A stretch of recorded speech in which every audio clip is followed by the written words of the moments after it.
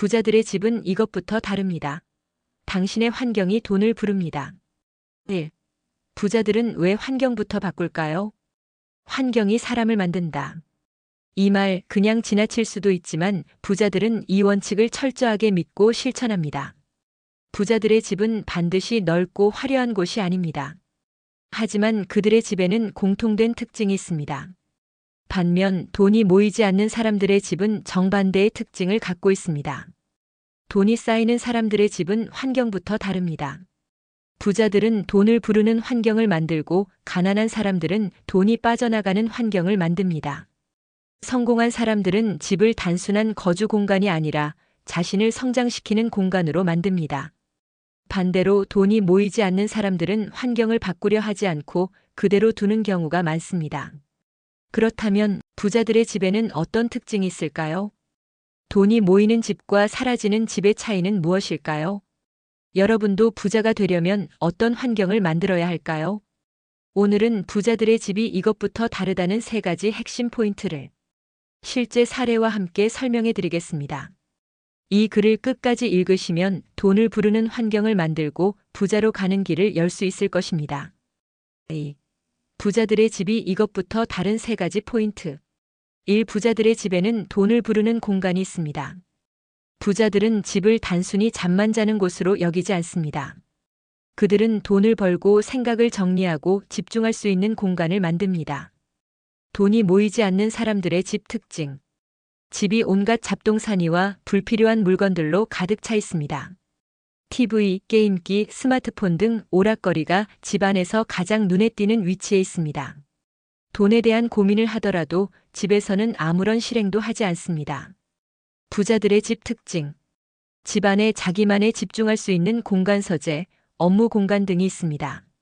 책상에는 돈을 관리할 수 있는 다이어리, 투자 자료, 노트북이 놓여 있습니다.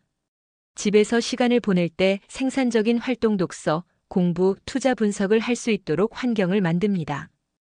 예를 들면 어와 비는 같은 소득을 벌고 있었지만 집 환경이 달랐습니다.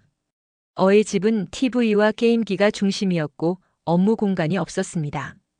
비의 집에는 작은 책상과 노트북, 투자 관련 서적들이 놓여 있었습니다. 몇 년 후 어는 여전히 월급을 받으면 소비하는 생활을 반복했고 비는 꾸준히 투자 공부를 하면서 자산을 불려나갔습니다. 집에 돈을 부르는 공간이 있어야 돈이 따라옵니다. 이 부자들의 집은 깔끔하고 정돈된 상태를 유지합니다. 돈이 모이지 않는 집의 특징 중 하나는 불필요한 물건이 많다는 것입니다. 반대로 돈이 잘 모이는 집은 심플하고 정돈된 구조를 갖고 있습니다. 돈이 모이지 않는 사람들의 집 특징. 사용하지 않는 물건들이 집안을 가득 채우고 있습니다. 책상과 침대 위에 옷과 잡동사니가 쌓여 있습니다. 돈을 관리하려 해도 어디서부터 시작해야 할지 모르겠습니다. 부자들의 집 특징. 불필요한 물건을 주기적으로 정리하고 꼭 필요한 것만 둡니다. 돈을 벌고 생각을 정리할 수 있는 깔끔한 공간을 유지합니다. 환경을 단순하게 만들어 생산성을 높입니다. 예를 들면 C와 D는 비슷한 소득을 벌고 있었지만 생활 방식이 달랐습니다. C의 집은 각종 쇼핑 후 산 물건들이 널려 있었고 정리가 안 되어 있었습니다.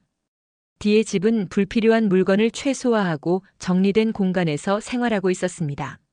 몇 년 후 C는 여전히 소비 습관을 바꾸지 못해 돈이 모이지 않았고 D는 돈을 관리할 시간을 만들고 점점 부자가 되었습니다.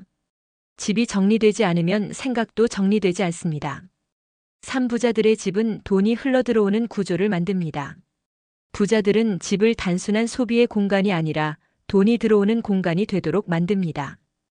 돈이 모이지 않는 사람들의 집 특징. 집을 단순한 지출의 공간으로 생각합니다. 월세, 관리비, 공과금 등 돈이 빠져나가기만 하는 구조를 만듭니다. 집을 통해 돈을 벌 생각을 하지 않습니다. 부자들의 집 특징. 집을 활용해 돈이 들어오는 구조임대 수익, 홈 오피스, 스몰 비즈니스 등을 만듭니다. 불필요한 지출을 줄이고 집을 자산으로 바꾸는 방법을 고민합니다. 집을 통해 경제적 자유를 이룰 계획을 세웁니다. 예를 들면 E와 F는 같은 크기의 집에 살고 있었지만 접근 방식이 달랐습니다. E는 월세를 내며 살고 있었고 집은 단순한 생활 공간이었습니다. F는 방 한 개를 세를 주고 홈 오피스를 만들어 추가적인 수입을 만들었습니다. 몇 년 후 이는 계속 월세를 내며 돈을 모으기 힘들었고 F는 월세 부담을 줄이고 남는 돈으로 투자를 할 수 있었습니다. 집을 소비하는 공간이 아니라 돈을 부르는 공간으로 만들어야 합니다. 3. 결국 환경이 바뀌어야 돈이 바뀝니다. 부자들의 집은 이것부터 다릅니다. 집에 돈을 부르는 공간이 있습니다. 집이 깔끔하고 정돈된 상태를 유지합니다. 집이 돈이 흘러들어오는 구조를 만듭니다. 이제 중요한 건 여러분의 선택입니다. 여러분의 집에는 돈을 벌고 관리할 수 있는 공간이 있나요? 여러분의 집은 깔끔하고 정리되어 있나요? 여러분의 집은 돈이 들어오는 구조를 갖고 있나요? 지금부터라도 환경을 바꿔보세요. 그 작은 변화가 여러분을 부자로 만들어줄 것입니다.